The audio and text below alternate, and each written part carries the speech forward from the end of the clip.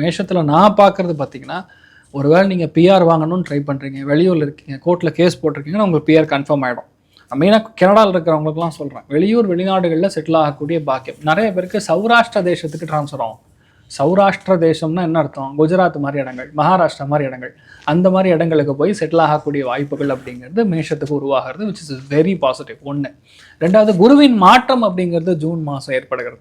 அப்போ குரு மாறும்போது ஆட்டோமேட்டிக்காக சொந்த பந்தங்களில் யாரெல்லாம் உங்களை அவமானப்படுத்தினானோ, எவெல்லாம் வேணும்னே காசு பண்ணலான்னு சொல்லி உங்களை கார்னர் பண்ணானோ, இல்லைன்னா அவமானப்படுத்திட்டு வேணும்னே, அதாவது மற்றவங்க முன்னாடி ஒரு ஏளனமாக பேசிட்டு போனானோ, அத்தனை பேரும் இப்போ ஒன்று சேர மாதிரி, இல்லை உங்கள் பேர் ரொம்ப பெரிய அளவுக்கு க்ளோஸாக ஆகிற மாதிரி, உங்களுக்குன்னு ஒரு மதிப்பு மரியாதை அதிகரிக்கிற மாதிரி மேஷத்துக்கு சொந்த பந்தங்கள் இடையே, அதே மாதிரி உங்கள் ஊரிடையே, உங்கள் ஜாதியினர் சங்கம் எதுவாக இருந்தாலும் சரி, அதெல்லாம் ரொம்ப நல்லாயிருக்கும்.